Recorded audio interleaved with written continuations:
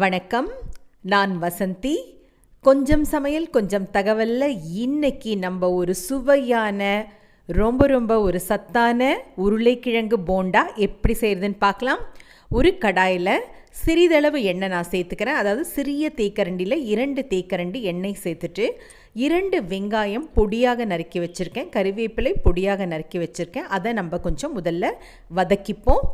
அப்புறமா இஞ்சி பூண்டு பச்சை மிளகாய் விழுது நான் அரைச்சி வச்சுருக்கேன். பச்சை மிளகாய் பார்த்திங்கன்னா ஒரு 4லேருந்து 5 மிளகாய் நான் போட்டிருக்கேன். வெங்காயம் கறிவேப்பிலை இந்த விழுத கொஞ்சம் லேசாக வதக்கிப்போம், பச்சை வாடை போகிற அளவுக்கு. ஏன்னா நம்ம போண்டா போடும் பொழுது மேலே அந்த கடலை மாவு அது சீக்கிரமாக சிவந்து வந்துடும். உள்புறம் சரியாக அந்த மசாலா வாசனை போகாமல் ஒரு பச்சை வாடையோடு இருக்கும். அது நல்லா இருக்காது சாப்பிட்றதுக்கு. அதற்காக நம்ம இந்த மாதிரி வதக்கி போட்டோம்னா ரொம்ப நல்லாயிருக்கும்.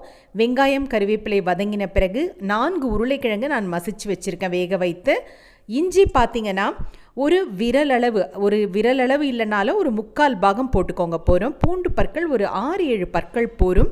பச்சை மிளகாய் காரத்துக்கு ஏற்ற மாதிரி போட்டுக்கோங்க. நான் ஒரு 5லேருந்து 6 மிளகாய் தான் நான் போட்டிருக்கேன்.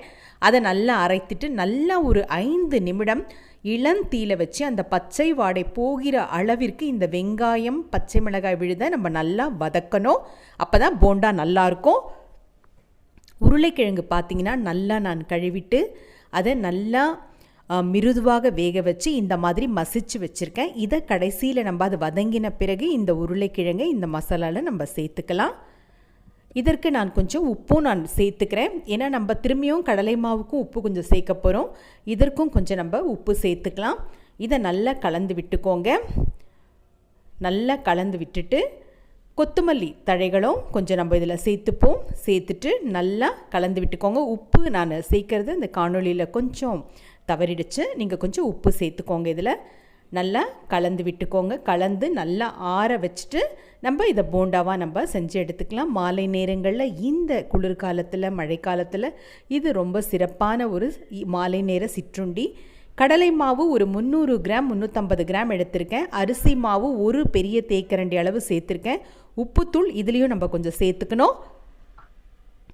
கொஞ்சம் நான் காஷ்மீரி மிளகாய்த்தூள் நான் சேர்த்துருக்கேன். ஏன்னா ரொம்ப காரம் இருக்காது. கடையிலலாம் ஒரு நிறம் இருக்கே, நமக்கு அந்த நிறம் வரலையே நம்ம நினைப்போம். அதை தவிர்க்கிறதுக்கும் கொஞ்சம் சுவையாக இருக்கிறதுக்கும் காரம் கொஞ்சம் இருக்கட்டும் அப்படின்னு சேர்த்துருக்கேன். சோடா, சமையல் சோடா ஒரு அரை தேக்கரண்டினா சிறிய தேக்கரண்டி நான் சொல்கிறது. அதில் கொஞ்சம் நல்ல தண்ணியில் கைகளால் அழுத்திட்டு இதில் சேர்த்துக்கோங்க. ஏன்னா மிருதுவாகவும் இருக்கணும் போண்டா, கொஞ்சம் முருகலாகவும் இருக்கணும். அப்போ தான் சாப்பிட்றதுக்கு நல்லாயிருக்கும். கைகளால் நல்லா கலந்து விட்டுப்போம். கலந்துட்டு ஒரு 20 நிமிடம் நான் சொன்ன மாதிரி கொஞ்சம் நேரம் வச்சுருவோம். அதுக்கப்புறமா நம்ம அந்த உருண்டைகளை இதில் போட்டு நம்ம எண்ணெயில் போட்டு பொரித்து எடுத்துக்கலாம். ஒரு 20 நிமிடம் நல்லா ஊறட்டும். இந்த உருளைக்கிழங்கு மசாலா ஆறின பிறகு திரும்பியும் கைகளால் நல்லா கலந்து விட்டுக்கோங்க. ஏன்னா உப்பு அங்கங்கே கொஞ்சம் இருந்ததுன்னா நல்லா இருக்காது. கைகளால் நல்லா கலந்துட்டு உருண்டைகளை சிறிய உருண்டைகளாக இப்படி செஞ்சு வச்சுப்போம். நம்ம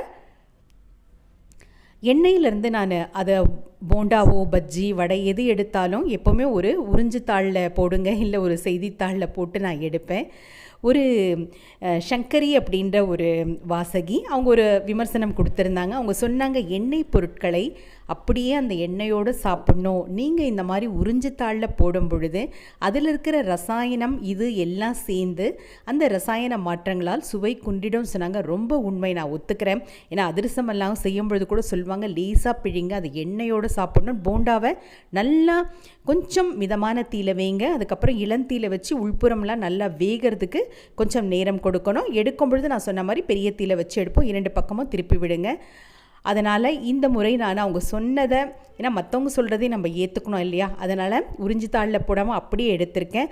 ஆனாலும் இந்த மருத்துவம், இந்த சமுதாயம் நம்மளை எச்சரிக்கை கொடுக்கறது, கொஞ்சம் வயதானவர்களுக்கு, இதய நோய் உள்ளவர்கள், சர்க்கரை நோய் உள்ளவர்களுக்கு அதிகம் எண்ணெய் சேர்க்கக்கூடாது, கொழுப்பு சத்து சேரக்கூடாது என்ற காரணத்தினால் அந்த மாதிரி இருந்தாங்கன்னா கட்டாயம் அதை நம்ம தவிர்க்க முடியாது.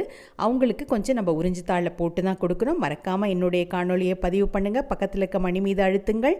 மீண்டும் சந்திப்போம். நன்றி, வணக்கம்.